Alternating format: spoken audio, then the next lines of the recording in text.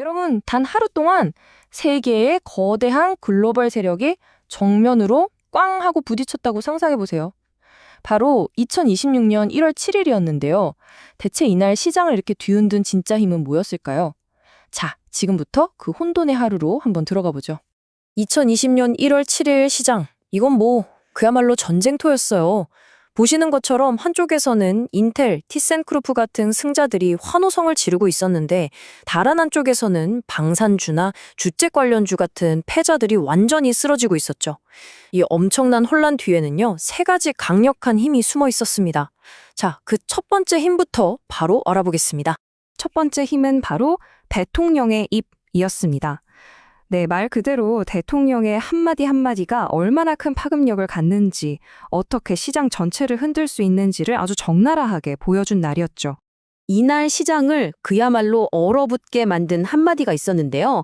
바로 이겁니다. 방산업체들 장비 생산 문제 해결하기 전까진 배당금이나 자사주 매입 절대 허용 못한다.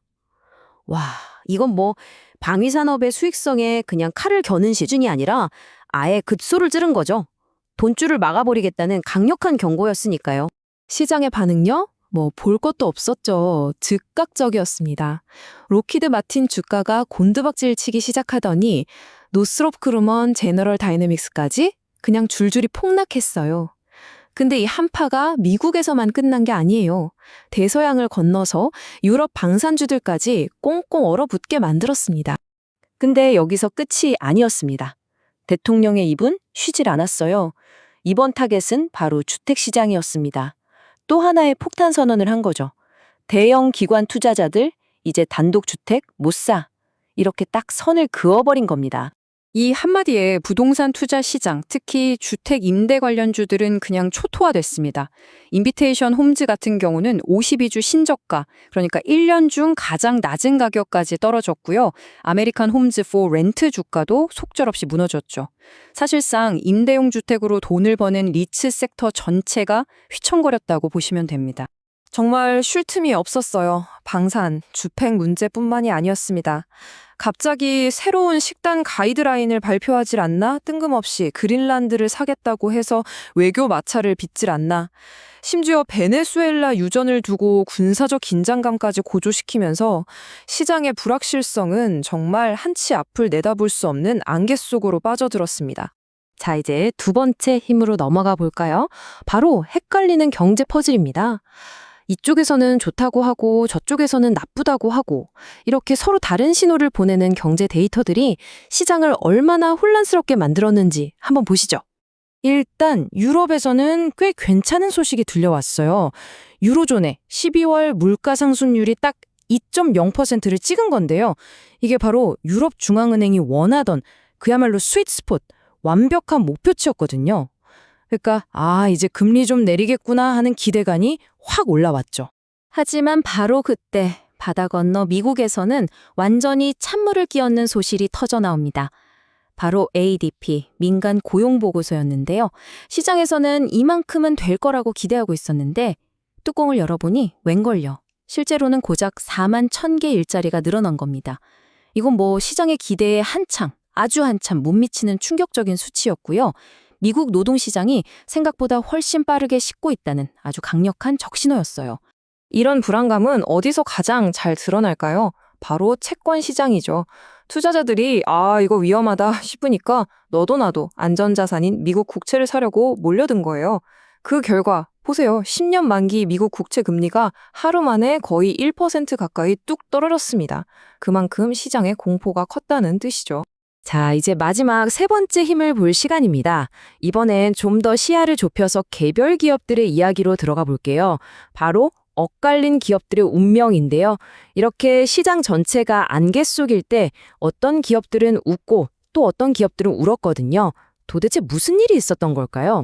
이날 지수업계의 스포트라이트는 단연 인텔이 독차지했습니다.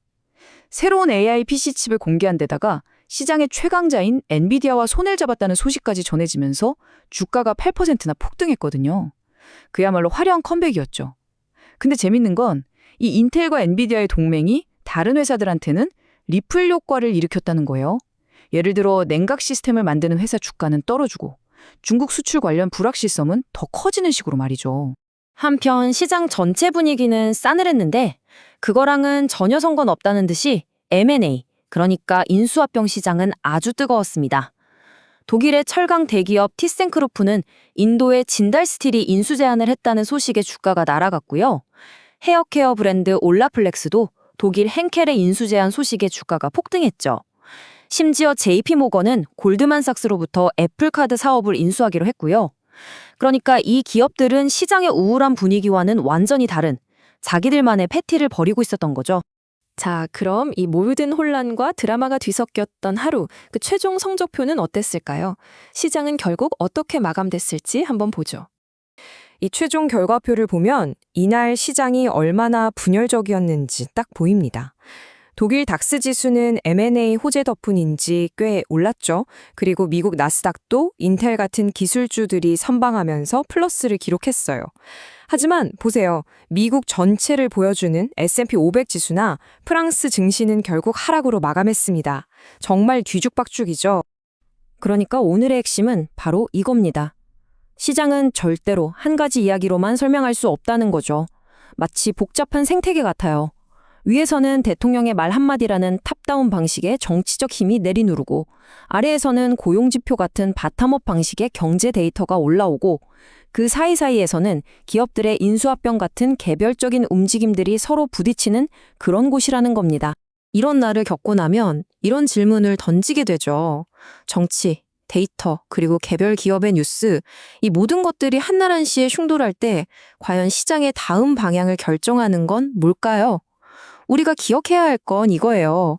그저 오르고 내리는 최종 숫자만 봐서는 안 된다는 것.